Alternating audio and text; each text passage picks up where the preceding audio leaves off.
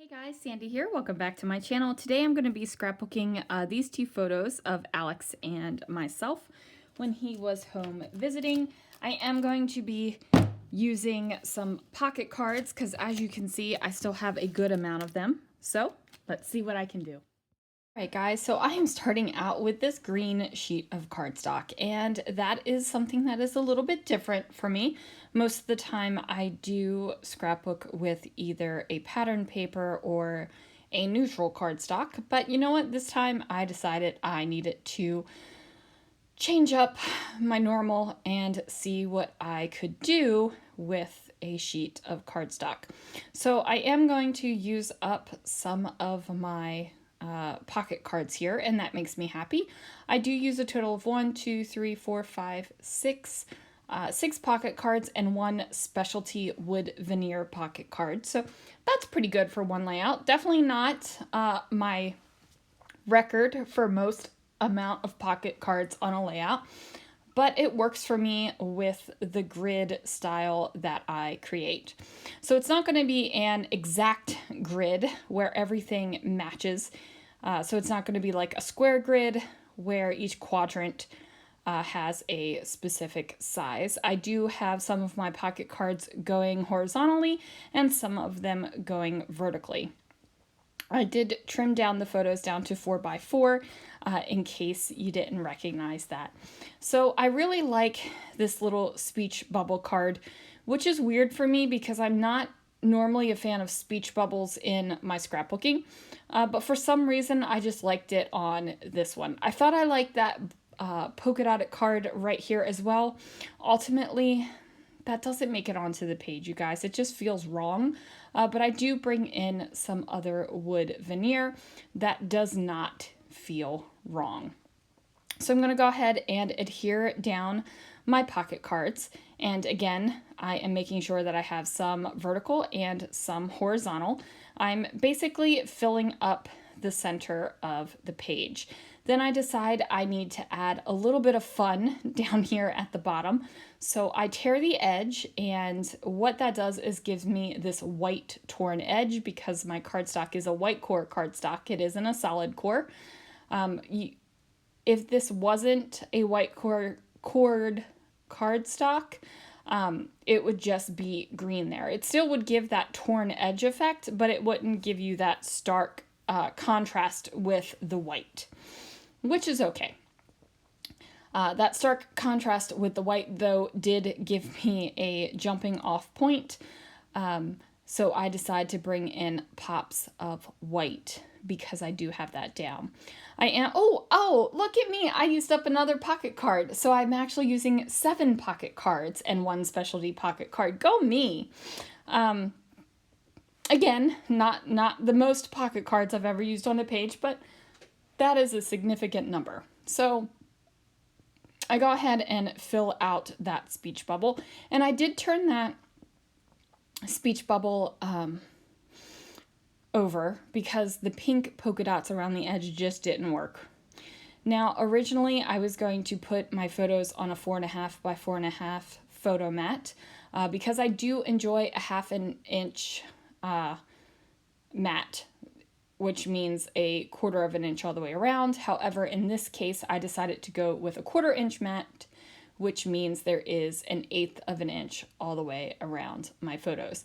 Guys, if I sound like I'm out of breath or I sound funky, I'm so sorry. I am so sick at my stomach. I'm trying not to throw up. It's probably more than you needed to know, but you know, I will get emails or comments or something asking me if I was okay. Last time I was sick at my stomach like this, somebody emailed me and told me I shouldn't be drunk doing voiceovers. So I promise it's just not, my stomach's just not doing too great right now. So I do decide that this polka dotted wood veneer card would be better suited on another layout. That is a nice way of saying it's not making it on this one. So now I need to decorate. Like, I need more on this page. Could I just throw on a title and some journaling and be done with this page? You bet your sweet bippy I could. However, I am not just going to throw on a title and journaling. I am actually going to decorate the page. And I struggle a little bit with decorating this layout. So I do pull out some wood veneer because I have this big old wood veneer pocket card. So I felt like I needed to introduce more wood veneer on the page so it didn't stick out like a sore thumb. So I have this square little guy with hearts on it. And then I also have this banner, and spoiler alert, I don't put anything in the banner. It's just decorative. It's purely decorative. I also grab these painted wood veneer flowers. They are green. They're not the exact green. They're not an exact match on any of the greens on this layout, but it's close enough to the teal green that I think it coordinates just fine. So it doesn't match, it coordinates. Now I also have these little house wood veneers, and we are standing outside on the front porch, so I figured I would introduce the house in there somewhere. I was actually trying to figure out how to make both of them happen, but that doesn't work. Only one ends up making it.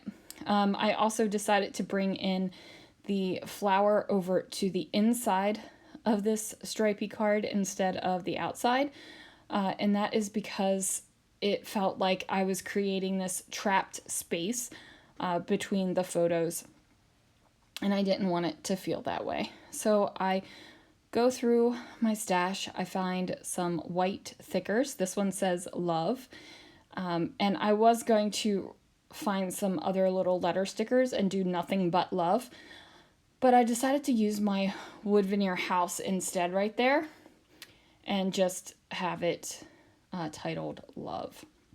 I do grab some more white thickers. I felt like I needed to have these pops of white on my page, especially since I had the little pops of white on the cards and then that torn paper edge.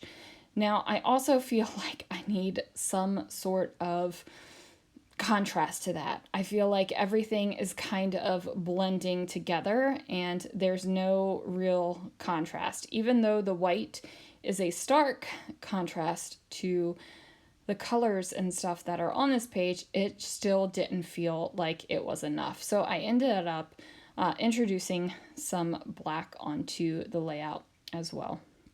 I am going to use my Nuvo Deluxe adhesive to get my wood veneer pieces down here. And the beautiful thing about Nuvo Deluxe adhesive is that it dries clear and it also dries matte. So you don't have any shiny little gluey bits poking out underneath of your veneer. Now I take a black pen and very carefully fill in the wood burn on the wood veneer so that it is more black instead of a brown wood burn. And then I'm also going to put dots on around the card here that is very similar to the dots that were around the card on the flip side, except that they were hot pink. And you and I both know the hot pink would stick out like a sore thumb here. And even though I do have layouts that I will add a splash of something that really doesn't coordinate or match with the layout at all, I decided that this was not the layout to do that. So I go ahead and do little dots all the way around that specialty wood veneer card. And then I'm also going to add some sketchy doodliness above on the top part of the layout here where the green is. I'm not going to do it down on that purple cardstock, just going to do it on the green bits. And then I feel like this is leading me down a path where I'm getting that contrast that I want, even though it's a different level of contrast than it is with the white pops of white that I got going on. So I know I want to introduce more black onto the layout, and I'm not exactly sure how to do that yet. I thought it was going to be with some more of these foam thickers, but that doesn't work. So while I'm trying to figure out how to get more black on the layout, I'm going to start adding some embellishment, and I am going to add some enamel dots to every single card. So that means I'm going to have 6 clusters of enamel dots. Now that might seem weird because most of the time you do your clusters in odd numbers, but I really want it to decorate on every single card, and it works for me. So if you're kind of freaking out about, design rules and clusters and they should be in odd numbers, don't worry about it. It's fine. It's fine. And I like it. So that's what matters. So I have these sparkly, silvery type ones that came from Close to My Heart. I have these glittery ones. The glittery green ones came from Love from Lizzie. And then I have the solid white ones, which are some Bow Bunny ones. So my clusters are all different. They're different sizes. They're different, like how close they are. They're just all different. And then I decide, you know what? This is what I am going to do. I'm going to add in some of these Tim Holtz word phrases in black and white, and that is going to give me the kind of weighted contrast. That's what I'm looking for. I'm looking for weighted contrast, not this stark, whoa, in your face white contrast, but I'm looking for some weighted contrast with the black. So I go ahead and pick out 5 phrases that'll work, and I'm just going to put them around the page, and I'm going to try to figure out ones that kind of fit in the space, ones that aren't going to be like crazy not in the space. I don't know how to explain it, but I want it to basically fit. Let's just leave it at that.